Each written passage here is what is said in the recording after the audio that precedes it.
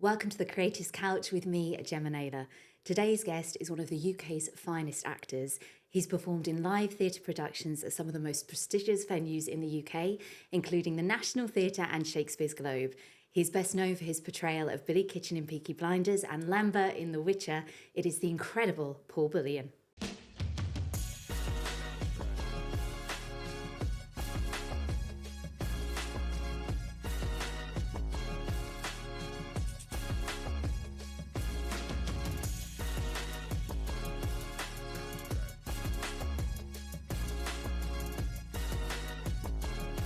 Paul, thank you for joining me on the Creators Couch. That's a pleasure. Thank you for that very generous, kind introduction. Oh, well, it's all true. I didn't have to make any of it up. So what made you want to be an actor? I think I've always enjoyed telling stories. And as a kid, I was always getting involved with local productions and the little small steps you take as you get older, taking drama as a GCSE, and then I went and studied at college and then drama school. I actively pursued things that I enjoyed, and then the next step was to make a career out of it. So I never really just took a giant leap. It was little steps, and then I find myself in a situation where I'm kind of living my younger self's dream, really. So, but what's coming up next for you? So I finished production on a film at the end of last year about William Tell. We're filming in Italy. So for those that don't know, William Tell is the gentleman that was made to shoot the apple off of his son's head. And I was playing one of the villains in that, so that was great fun. So how does it feel? Obviously, it's an industry full of highs and lows. When you're on set and you're filming and that is your day-to-day life, how does it feel to then suddenly adjusting to maybe a quieter period? Do you think that's something that actors battle with? Yeah, I think that especially early on in their careers, they really, I think I can speak for myself, you take a lot of things quite personally. When auditions don't go your way or you're not getting auditions, and it really is feast or famine in this industry, as you know. So when I was younger, and it's taken me many years to kind of come to the conclusion that you have to have an outlet outside of the industry.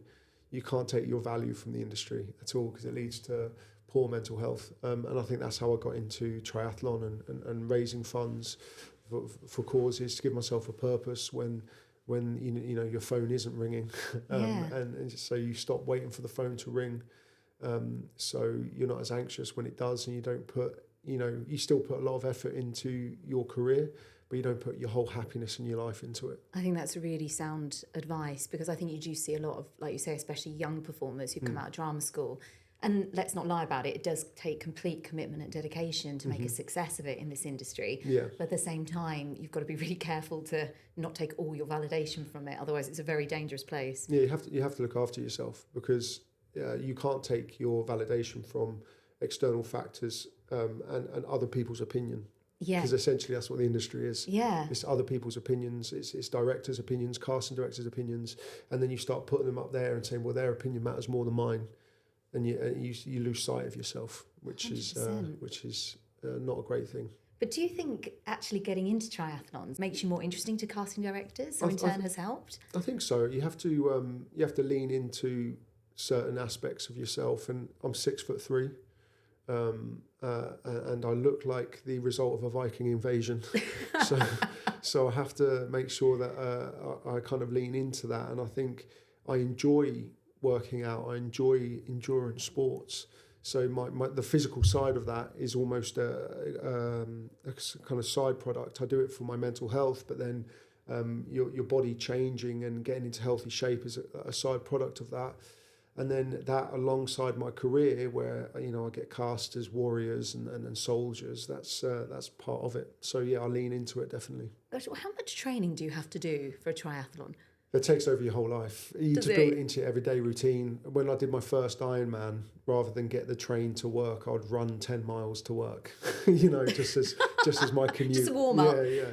And then you're grabbing a swim session on your lunch break and things like that. So yeah, you just have to be clever with it, really. Do you find, if you have done a triathlon, does it take a lot of time to recover afterwards? Is it something you could just jump into filming straight after, or would you actually have to be sensible and give yourself a week or two? No, actually, when I was filming William Tell, we started in the end of July, and I took part in a triathlon in Milton Keynes, and the gun went off at 7 a.m. Ugh. It was a sprint triathlon, but I managed to do it in, I think it was like just over an hour, I think.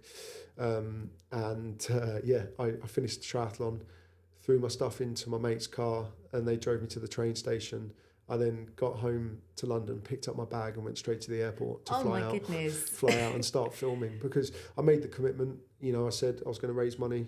I'm a proud ambassador of Calm. I didn't want to let them down. And I said, well, is it possible to do the race? Yes, I can. So I switched from the Olympic distance to the sprint distance, which is, you know, it's a 750 swim, a 20k bike, and then a 5k run, which is very doable. Like for me, having done Ironman and things like that. So I thought I'll do that. I keep my commitment to the amazing charity, and then I get to go out and film. I was a bit stiff on the plane. I was going to say, and all the dehydration from the flight, that's just what you need. So is it pure adrenaline that just carries you through? Yeah, I think so, and I just love it. You feel like you're part of something. I think the human instinct is, you know, we're pack animals, and you're swimming in a pack. You're then on a bike on the road, and you're with like-minded people, and then you're running in a group, you know, and then you push yourself when you realise you could maybe finish in the top 5. Oh my goodness, is that where you finished? Yeah, I did this time. Congratulations. There were no pro athletes in this one, but there were some really decent triathletes, and I was very proud. I think it was like wanting to catch my flight. It got me around. I've got to get to the airport.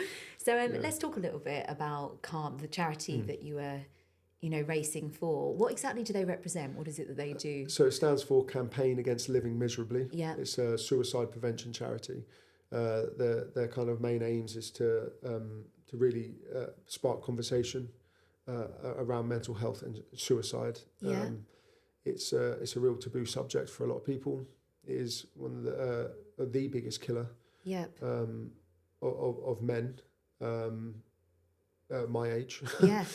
So it's something that I'm very acutely aware of. So I've always wanted, and I've always said to myself, if I ever get to a position in my career where I have any kind of platform, then I'll use it to promote that conversation, because I know what it's like for myself and my friends. And we are in a bit of a bubble within a creative industry where we are open about our emotions, and as an actor you almost trade off your emotions, and you learn to be vulnerable to help play characters. But I'm very, very aware that that's not the real world. You know, we live we operate in a bubble within the industry where people are very kind and open most of the time. That's not what the real world's like. No. And friends of mine I went to school with, they have a very different experience, and they bottle up their emotions, and that results in, I think, what we're seeing and those stats that we always read. I think it's important to remember that, and don't just think, but we are progressive, and we are open, and we do listen, and it is okay to cry, because we're not told that. No. Like Reality Check, you grow up as a young lad, and you're told not to cry. You're told to man up. You're told to get on with it. And within reason, taking accountability for your actions and taking accountability for yourself is a healthy thing that should be encouraged. However, bottling up emotions in 2024, when we're just bombarded with social media and comparison and the financial aspects of, people not being able to afford rent, let alone buy a house, and then told, and trying to provide and be that pillar for everyone, and then have no outlet for their emotions, it's not going to end well. No. So that's what Calm is about. Let's talk about it. It's okay to talk about it. Not only is it okay to talk about it, it's healthy. So let's do that. So that's why I'm so passionate about it. It's a really positive thing that you're doing. It's really interesting what you said there, where you feel that men sort of not in the creative industries maybe have a harder time opening up than, say, just use actors as an example, but do you feel maybe when actors are out of work or out of favour or not in the limelight that they're used to, that potentially can be a difficult time for them, for their mental health? I think so. Yeah. The highs are so high and the lows are so low because it's an industry of extremes. So one moment you're on a set, you're not really having any financial worries because you're earning a regular wage for a bit, and then literally it's done. Yeah. It's wrapped. Your character's wrapped. Sometimes your character's wrapped forever if you just filmed your death scene. Oh no, that's not the one you want to see. You're very aware it's over. But you just have to stay. You have to stay inspired, and I think it's important to remember that Instagram is a highlights reel. Yeah, it's not real life. It's not real life. So I could take it for example. Any red carpet I've been on, you see the red carpet, you see walking down, you see the interviews. Next morning, I'm waking up in my flat alone, and then you're kind of working on your next audition, or you're back. Myself. And many actors I know, you have side things going on, and I do theatre carpentry. I build theatre sets, and you're trying to juggle all of these things. So you've got to ride that kind of energy in the middle and be like, okay, well, that's lovely, and I'm going to fill up on the good stuff when it happens, but I also need to remember that that's not my whole personality, and I want other people to know that as well. Yeah, you know what? I think you're gaining a very positive reputation within the industry of being someone who's incredibly genuine and authentic. That's and very kind. It's the truth. And I think people really respect the fact that you are very honest and transparent about the fact that, when things are going well in the industry, that's brilliant, but don't let it become your whole identity. And also, unless you're from an incredibly privileged background where you don't need to make a living outside of just the creative work, it's about considering what you can do to balance your acting work so you're always earning a healthy wage. Yeah, it's we all know that it's an expensive place to exist anywhere in the world at the moment. So you have to, and also, like I love acting. I love the industry, but it doesn't owe you anything. Yeah. I do think there are elements of it that could be more kind, but it doesn't owe you anything, and you have to make sure that you go out and do what you need to do. Do you think, picking up back on sort of the loneliness theme, and obviously that's something that Calm does help people with, are you finding that all these self-tape requests now, rather than actually going into a room and connecting with real people, has an effect on actors' mental health, or do you not think that has a great impact? Yeah, if I speak open and honestly about it, I think it can be very negative for actors. It can be very positive. Yeah. For example, not having to book the day off work to do an audition. Brilliant. So you're not financially worried about that. I remember early on in my career, you get 2 or 3 auditions in the week and you're ruined because you can't make your rent, and then you're picking up overtime and you're working yourself silly. With no guarantee of a job, Yeah. But obviously, the self-tapes kind of erases that. I think self-tapes would be welcomed 100% with open arms if communication was better. Okay. Because I feel at the moment, just continuously asking an actor to self-tape and then hearing nothing, that can be detrimental. It's like ghosting. Yeah, it feels a bit like that, doesn't it? On an industrial level. You ask a couple of hundred actors to self-tape, and then you only tell the actors that have been recalled. Yeah. That recall again might be another self-tape, and you're missing that personal in the room energy. Yeah. That I used to love. And that connection. Before the pandemic, it was going into a room, meet someone, and it's almost reminding people that you are a human. Yeah. So now I feel that my way of like dealing with that is just completely disconnecting emotionally from the experience, and you just do the tape, and then you send it, and then you, if you hear something, great. If you don't, you don't. So yeah, you have to try not to invest in it too heavily too emotionally. heavily emotionally, which is a weird thing to say with self-tapes. But I do think it doesn't even have to be feedback as into what they actually think about your tape. Yeah. But just, I know some casting directors do it where they just let people know that the role is now cast or it's not going any further. Yeah. So that's fine. So you can draw a line under it. It's the waiting game that's hard. I miss, we know it's an industry of relationships and communication, yet it seems so disconnected, I think, with self-tapes. And that's, I'm going to reserve the right to say that's my personal opinion. I just think communication is so important, and there are pros and cons to self-tapes. I don't think that it's a perfect thing.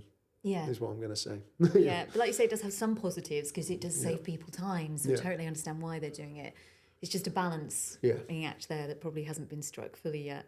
Yeah, exactly that. So you're one of the brilliant actors that's worked sort of a lot in theatre and managed to do that very tricky transition to then getting cast in major TV and film projects. What would your advice be to an actor who has just done live performance work, who's really craving that experience to sort of transition across? First of all, always remain proud of your work. I think a lot of people, the first thing that they do is try and say, oh, I'm in theatre, but I don't really like it, or I'm not. It's not really me. Live theatre is amazing. Yeah. I started in musical theatre. There is nothing more tiring than doing 8 shows a week and building that endurance and being able to turn out the goods for 8 shows a week. Yeah. Very physically demanding, and that experience of telling a story live, brilliant. And may I continue to do some more in the future.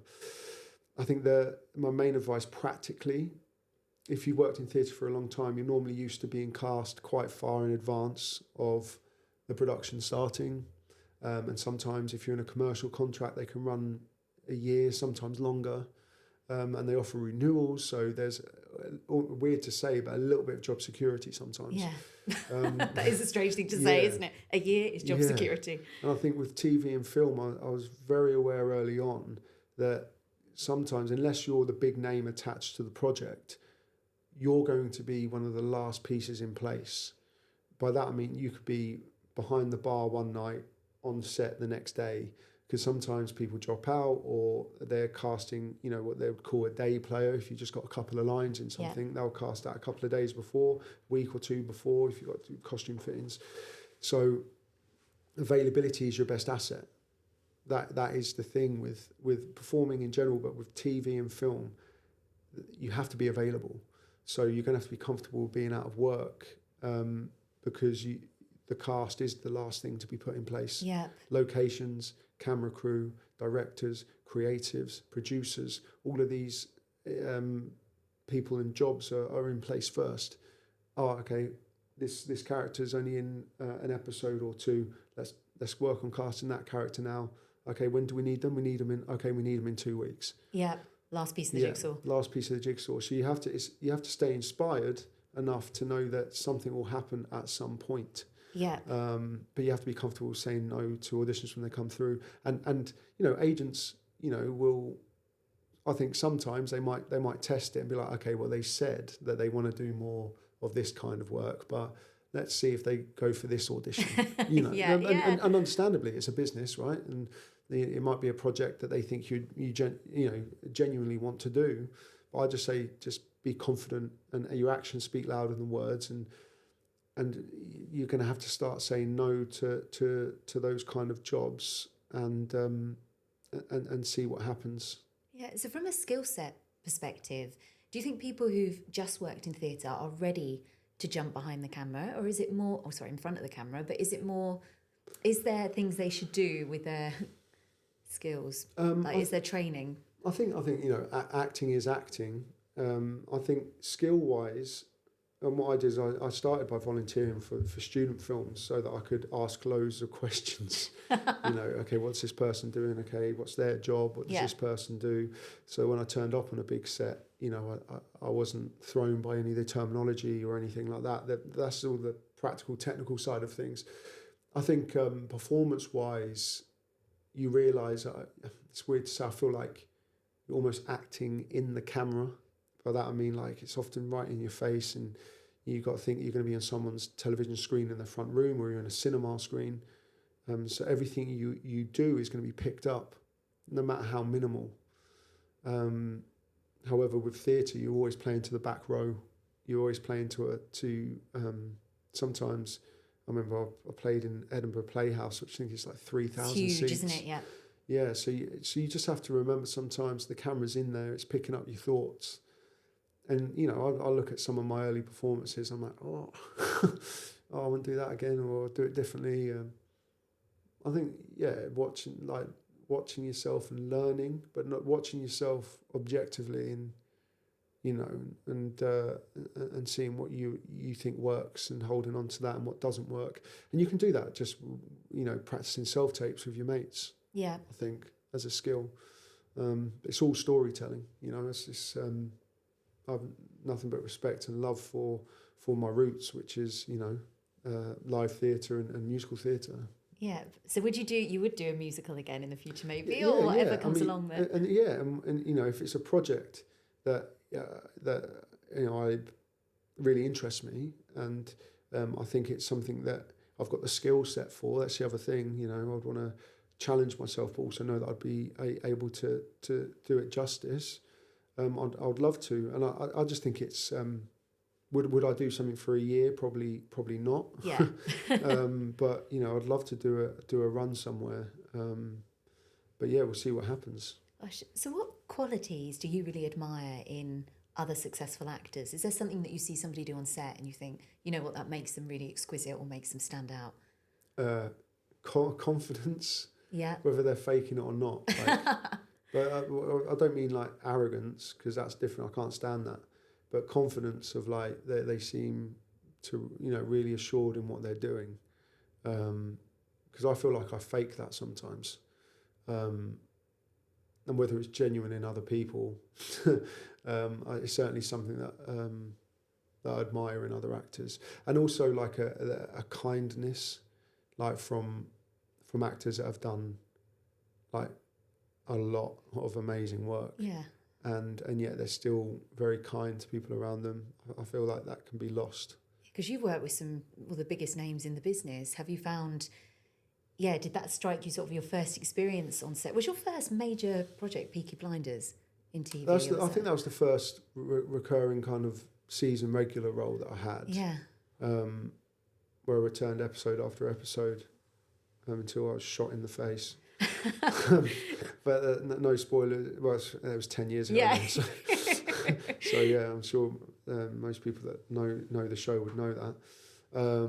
But yeah, I think so. Before that, I was kind of just like in an episode here and an episode there, and that was my first kind of experience at having a real stab at a character on TV. Yeah. So working with now an Oscar winner. Yeah. Yeah, and he deserved it. He really did. He really did. And a very kind man, like very kind.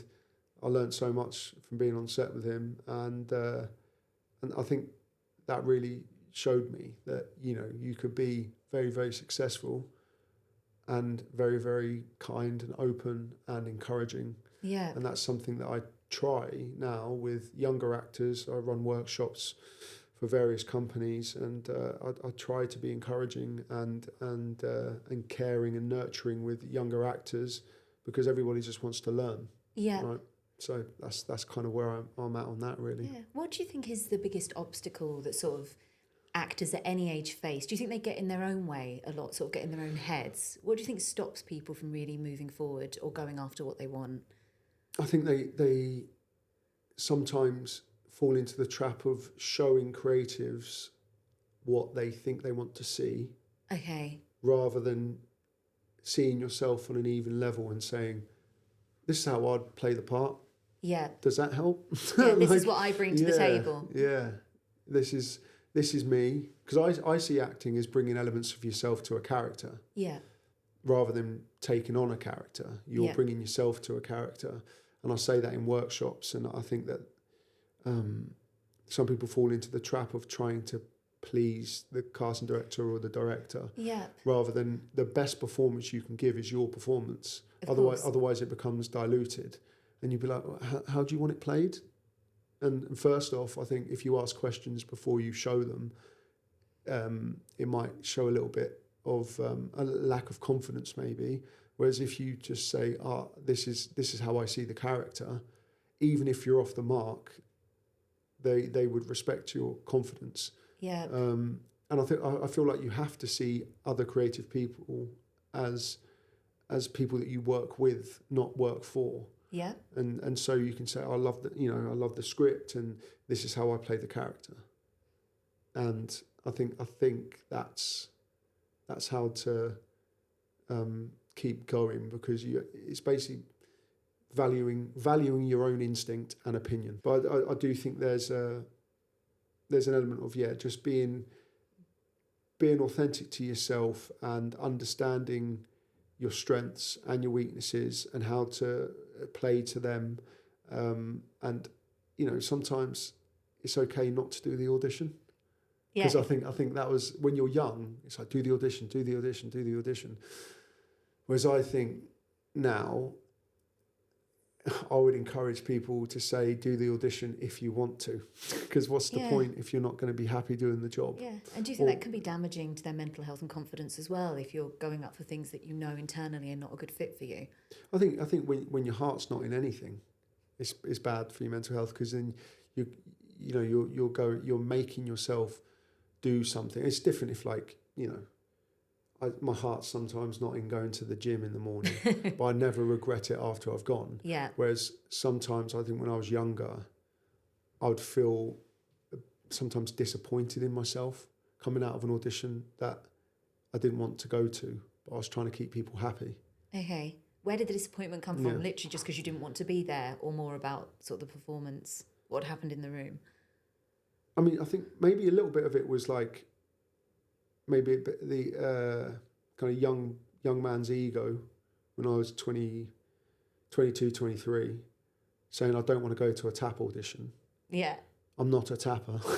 Don't make me do it. Case in point, ask anybody at my drama school.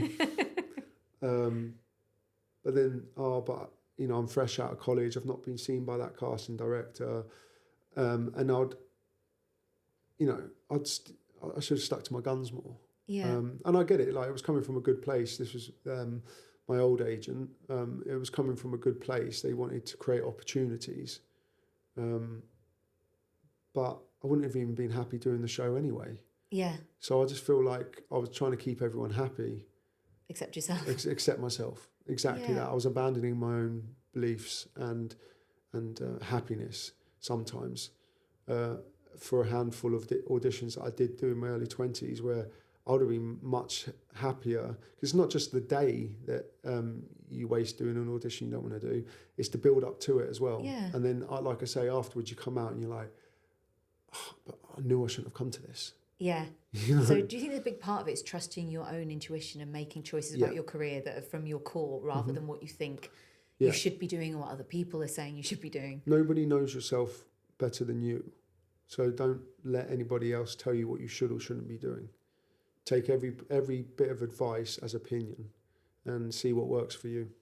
I think that's amazing advice. What before we finish, what's one bit of advice that you would have given to your younger self starting off in the career?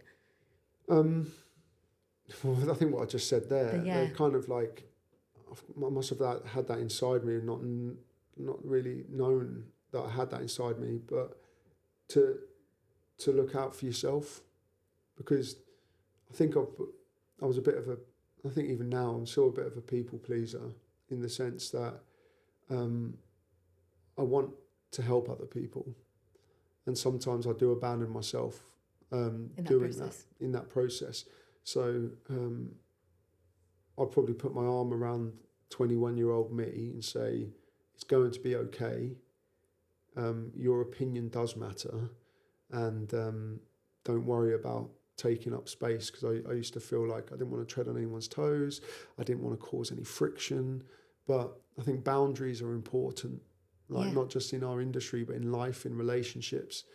I would tell my 21-year-old self to set boundaries and to stick to them, because it's, I think my younger self was worried about damaging relationships, when actually whether they're professional or personal, sometimes you sit in relationships that are not good for you, whether they are business or personal, and that's at your own detriment.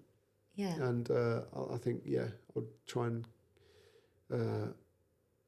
kick a bit of confidence into my 21-year-old self. But I think as you get older, I saw this meme the other day, which this meme the other day resonated with me, and it said, as you get older, you grow into the person you should have always been. Yeah. Which is, for me, very beautiful. And very true. Because you go, that's why I didn't like going out when I was younger, because I loved just staying in. The complete contrast to what you're doing. And I've found myself sometimes like, someone says, do you want to come out tonight? Do you want to meet me for a drink? And I used to like go, okay. Or I'd say some excuse that maybe wasn't true. I can't tonight because of X, Y, Z. And now I just say no. And they say, why? And I go, I don't want to. And that's fine. And that's so like, enough. okay, Paul, Just be honest, Yeah. So, I think that's it. I think it's like, just set your boundaries and you'll work out what you like and don't like as life goes on. Yeah. And your proudest achievement today? Probably being involved with Calm. Oh, really? Above all the amazing things you've done in your career? Because those amazing things I've done in my career have allowed me to do something that really helps people. And I think that is the proudest thing, because it's nice when somebody comes up to you and says, I ran a half marathon in LA, and two women flew from different parts of America to meet me, one from San Francisco and the other one was from Ohio. And they flew to LA because they knew that I was running this half marathon just to meet me. And they said that they loved my character in The Witcher. And being able to just spend a bit of time, I think at the finish line, I bought them a cup of coffee each, because it's the least I could do after they flew the length of America. I bought them a cup of coffee and we chatted for like 10, 15 minutes. And if you can put a smile on somebody's face because of something that you've done, great. Like that for me is amazing. That something I've done allows me to have that kind of impact on someone, because I'm not used to feeling like that. And then to have the opportunity, when I spoke to the Calm charity about becoming an ambassador, to spark that conversation, to use my platform for good. None of that would have come about without the opportunities that I've been given. And for me, it is the proudest thing that I'm able to put it to good use. So I would say being part of Calm, and check out their website, Calm Zone. Brilliant. Paul, you're an inspiration. Thank you. That's very kind. Thank you.